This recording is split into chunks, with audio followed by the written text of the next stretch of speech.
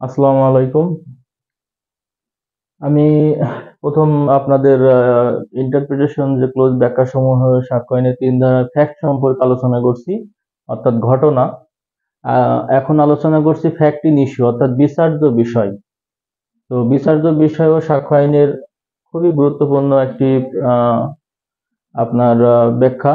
এটি খুব মনোযোগ দিয়ে দেখবেন, তাহলে পরবর্তীতে আপনার ধারাগুলো বুঝতে অসুবিধা হবে না। প্রথমে আমি দেখেন আমাদের বইয়ে যে সংজ্ঞাটি লেখা আছে, সংজ্ঞাটি আপনি একটু আমি একটু পড়ে বলি।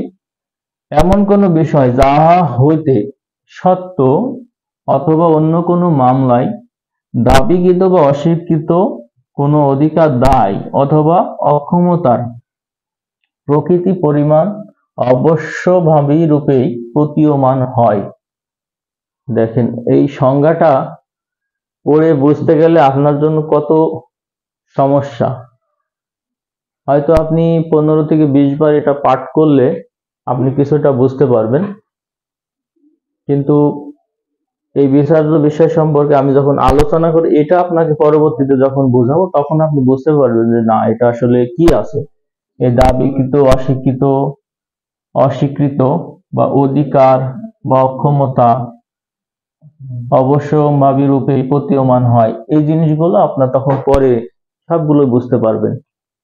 তারপরে আমি এর সংজ্ঞাটা সর্বশেষে আমি আপনাদেরকে আরো প্রয়োজনে সংক্ষেপে জানিয়ে দেব। তাহলে ফ্যাক্ট ইন ইস্যু, বিচার্য বিষয়। কোর্টে যখন মামলা হয়, সর্বপ্রথম বিজ্ঞ আদালত খোঁজে যেখানে এই মামলায় বিচার্য বিষয় কয়টি, কি কি আছে, তারা এগুলো নোট করে, তারপরে মামলা জাজমেন্ট শুরু হয়। তো এক্ষেত্রে এটা ফ্যাক্ট ইন ইস্যুটা দুই ভাবে হয়। একটা হলো অ্যাসার্ট, আর একটা হলো ডিনাই। অ্যাসার্ট মানে হলো দাবি বা স্বীকার, আর ডিনাই মানে অস্বীকার।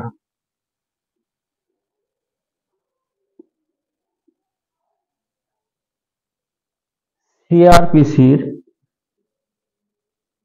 221 ধারায়, দেখেন আমি সম্পূর্ণ লিখে বলতে গেলে অনেক সময় লাগবে, আমি বলি। সিআরপিসির 221 ধারায় যখন চার্জ গঠন করা হয়, তখন উক্ত আদালতে আসামি যদি নিজেকে নির্দোষ বলে, তাহলে চার্জ গঠন হবে। আর আসামি যদি স্বীকার করে যে হ্যাঁ আমি খুন করেছি, তাহলে সেখানে আপনার জাজমেন্ট ওখানে হয়ে যাবে। সেক্ষেত্রে এটাতে ফ্যাক্ট ইন ইস্যু আর থাকে না। আমি কি বলছি, কোনো আসামি যখন খুনের দায়ে কাঠগড়ায় আছে, আসামি যখন আসামিকে যখন জিজ্ঞাসা করা হবে যে আপনি এই খুনের সাথে জড়িত কিনা, আসামি যদি বলে যে না আমি খুনের সাথে জড়িত না, সে যদি অস্বীকার করে, তবে fact in issue, fact in issue চালু হবে, অর্থাৎ বিচার্য বিষয় বিষয় চালু হবে। আর যদি সিআরপিসি 221 ধারায় আসামি যদি বলে যে হ্যাঁ আমি খুন করেছি, তাহলে সেখানে ফ্যাক্ট ইন ইস্যু হবে না, কারণ সে স্বীকার করে নিছে। ইস্যু হবে না, কারণ সে স্বীকার করে নিছে। এখন এর একটা এক্সাম্পল দিই, তাহলে আপনারা বুঝতে খুব সুবিধা হবে।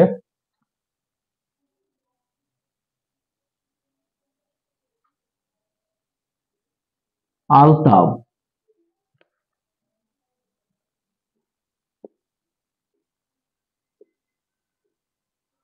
আলতাব কোর্টে দাঁড়িয়ে বলল সাগরের কাছে 50,000 টাকা পায়। বিজ্ঞ আদালত সাগরকে প্রশ্ন করলো যে আলতাফ তোমার কাছে কি টাকা পায়? সাগর যে না, বলল যে না, সে আমার কাছে টাকা পায় না। তখন এখানে ফ্যাক্ট ইন ইস্যু চালু হয়ে যাবে, অর্থাৎ চার্জ গঠন হবে ফ্যাক্ট ইন ইস্যু, অর্থাৎ বিচার্য বিষয় চালু হয়ে যাবে। আর যদি বলে যে না, আলতাফ আমার কাছে 50,000 টাকা পাবে, তাহলে আর ফ্যাক্ট ইন ইস্যু এখানে থাকবে না। তখন আদালত ওইখানে জাজমেন্ট দিয়ে দিবে 50,000 টাকা আলতাফকে দিয়ে দেওয়ার জন্য। আচ্ছা, এই গেল হচ্ছে আপনাদের একটা এক্সাম্পল। আবার দেখেন আর একটা এক্সাম্পল যদি দিই, বিশ্বজিতের নামে একটা অভিযোগ হলো যে বিশ্বজিৎ রাকিবকে পিস্তল দিয়ে গুলি করে মারছে। আচ্ছা, এবার বিশ্বজিৎ আবার আদালতে বলল যে না, আমি রাকিবকে গুলি করে মারিনি, আমি চাকু দিয়ে মারছি।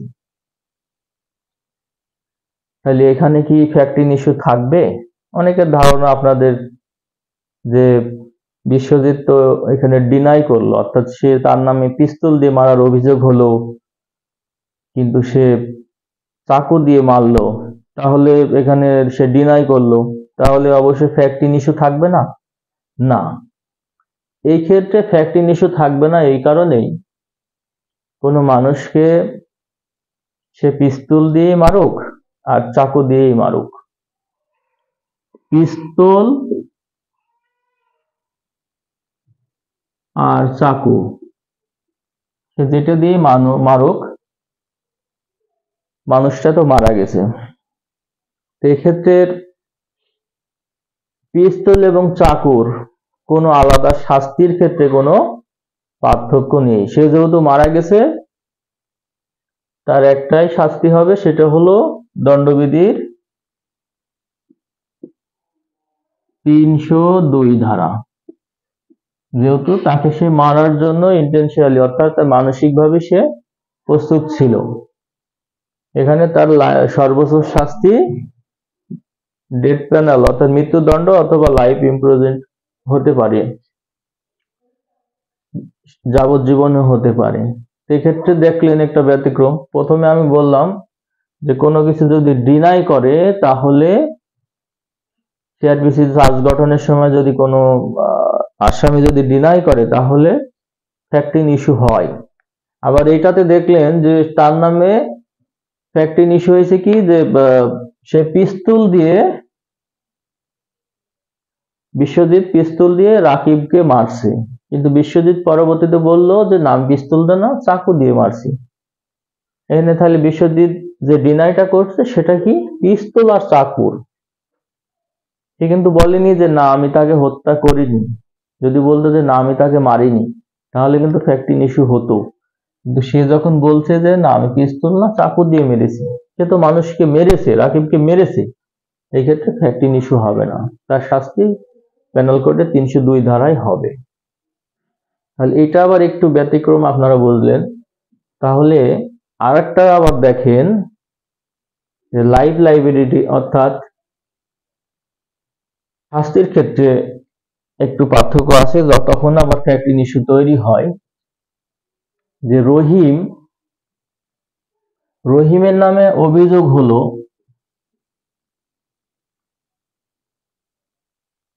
একটা মোবাইল চুরি করেছে। বাদী বলল যে রহিম মোবাইলটা আমার বাড়ির থেকে চুরি করেছে। এখন রহিম এখানে বলল যে না, আমি বাড়ির থেকে নেইনি, আমি বাসের মধ্যে তার পকেট থেকে মোবাইলটা বের করে নিয়েছি। তাহলে এখানে কিন্তু কথাটি দুই রকম হলো। রহিম নামে অভিযোগ। বাদী বলল যে বাড়ির থেকে নিয়েছে, রহিম বলল আমি বাসে তার মোবাইলটি তার পকেট থেকে নিয়েছি। তো এই ক্ষেত্রে দেখেন, সে যে পকেট থেকে নিল এটা একটা বাহিরে চুরি হলো। আর যদি সে বলল বাসগৃহে যদি নিত, বাসগৃহে, তাহলে এটা আরেকটা চুরি হতো। মানে শাস্তির ক্ষেত্রে দেখেন এখানে পার্থক্য হতো। এটা যেহেতু বাইরের চুরি, এটা বাসগৃহে চুরি, তাহলে এখানে অটোমেটিকলি ফ্যাক্টিং ইস্যু আছে। কারণ বাহিরে চুরির শাস্তি কম, বাসগৃহে চুরির শাস্তিটা বেশি। তাহলে আপনারা আরেকটি উদাহরণ দিয়ে বুঝলেন। এবার আমি আরেকটি উদাহরণ দিই, যে সাদেক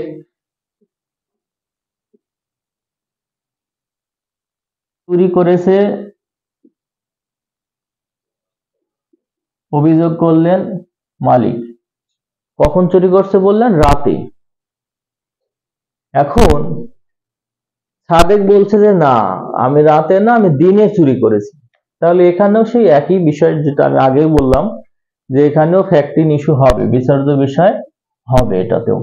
কারণ হচ্ছে চুরি রাতে এবং দিনে দুটার শাস্তি দুই রকম, কম বেশি আছে, তাই এক্ষেত্রে ফ্যাক্টিং ইস্যু হবে। আবার 12 বছর বয়স্ক এক শিশু 12 বছরের শহীদ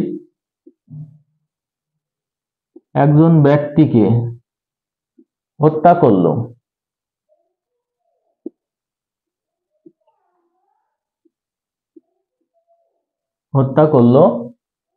এখন এই শহীদের যে অ্যাডভোকেট, অর্থাৎ শহীদের পক্ষের যে অ্যাডভোকেট, সে বলল যে আমার বাদীর বয়স 12 বছর, কিন্তু বাদী পক্ষের অর্থাৎ আমার মক্কেলের বয়স 12 বছর, আর বাদী পক্ষের উকিল বললেন যে শহীদের বয়স 18 বছরের উপরে।